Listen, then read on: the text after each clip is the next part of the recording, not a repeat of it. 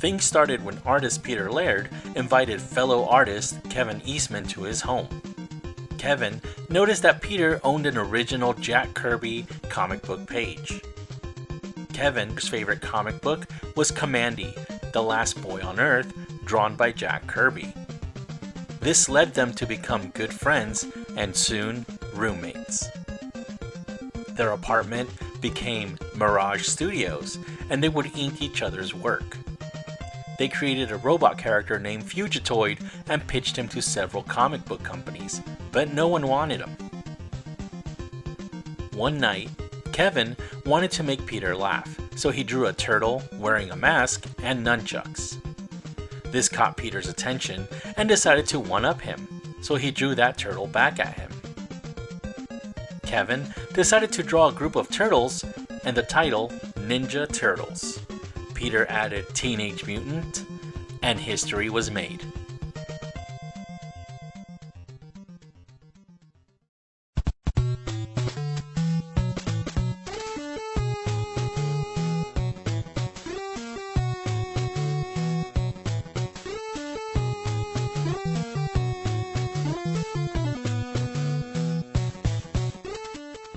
The story of their comic book origin lies in a Marvel comic, Daredevil.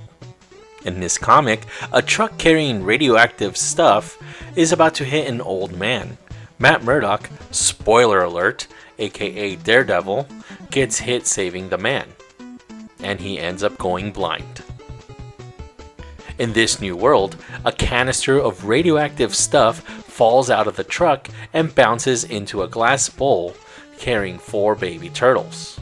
They fall into a sewer drain where the canister breaks and the contents land on the baby turtles. Inside the canister was mutagen that would mutate the 4 turtles into humanoid beings. A Japanese rat that had been living in the sewer also comes in contact with the ooze, mutating him as well. Of course, there's other characters developed, such as their ninjutsu master, a rat named Splinter, another play on Daredevil since his master was Stick. The name of the rival ninjas were the Foot Clan, once again satirizing Daredevil's The Hand. The turtles themselves were to have Japanese names, but not being able to think of any that sounded authentic, they changed direction and turned to Renaissance names in Kevin's art history book. After developing the characters and making a gritty story, much like in another inspiration of the duo, Ronin, they self-published 3,275 issues of Teenage Mutant Ninja Turtles #1.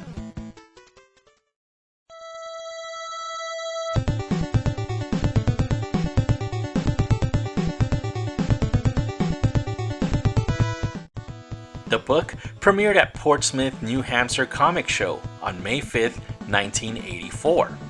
Eastman and Laird promoted the book in their other comic book, Gobbledygook #1 and #2. In turn, Teenage Mutant Ninja Turtles #1 promoted both Gobbledygook books. It was also promoted in the Comics Buyer's Guide #547. Today, an original copy of the Comic Buyer's Guide with the Turtles ad is extremely rare since they were printed on newsprint and usually tossed after being used. Teenage Mutant Ninja Turtles #1 sold out in days, and they soon had to pre-order more books.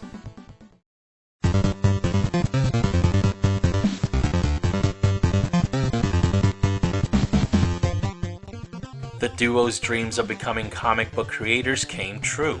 Of course, with success comes bootlegs and ripoffs, such as adolescent, radioactive, black belt hamsters, the pre-teen Dirty Jean Kung Fu Kangaroos, Karate Creatures, and Marvel Comics' own adult thermonuclear samurai elephants. Soon, Mark Friedman, a self-made small-time licenser, had been looking for something big.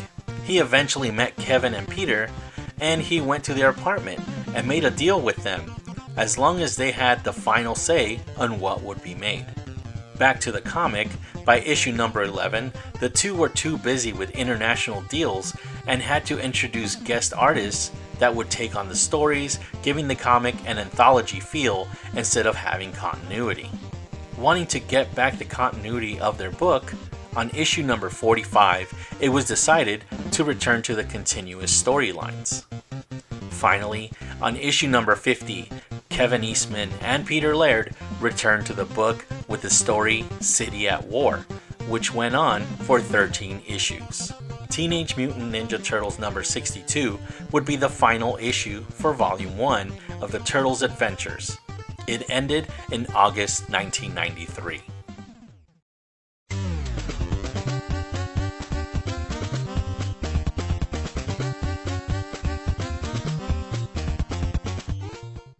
August wasn't the end of the Mean Green Machine.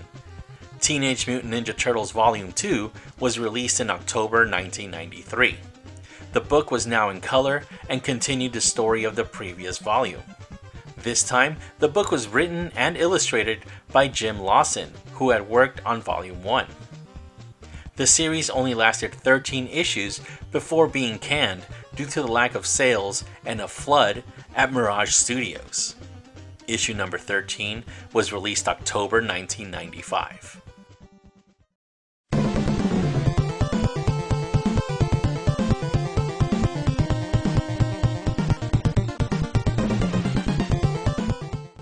June 1996 saw the return of the Teenage Mutant Ninja Turtles into comic book form. Eric Larson of Savage Dragon fame brought them into Image Comics.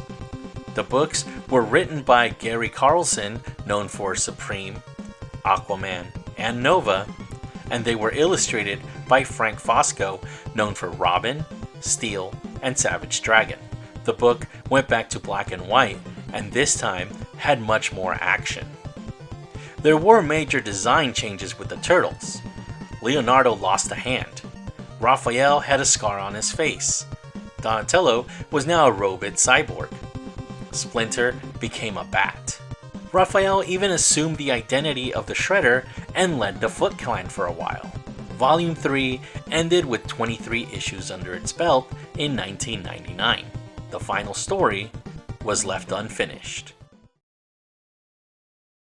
Until 2018, when IDW published Teenage Mutant Ninja Turtles Urban Legends. This was a reprint of the 23 issues and got Carlson and Fosco to write and illustrate 3 more issues to conclude their story. Volume 3 ended mainly because Peter Laird was not directly involved, nor did he approve of where the story was going, therefore taking Volume 3 out of the continuity. This put the Turtles into hibernation for some time. These first adventures of the Teenage Mutant Ninja Turtles are different from what most people know about the Heroes in a Half Shell. The stories and content are more adult, and sometimes surprising things happen, but it's still a really good read. Obviously, there's other Turtle titles in comic book form, such as Archie Comics' Teenage Mutant Ninja Turtles, but that's another monster on its own.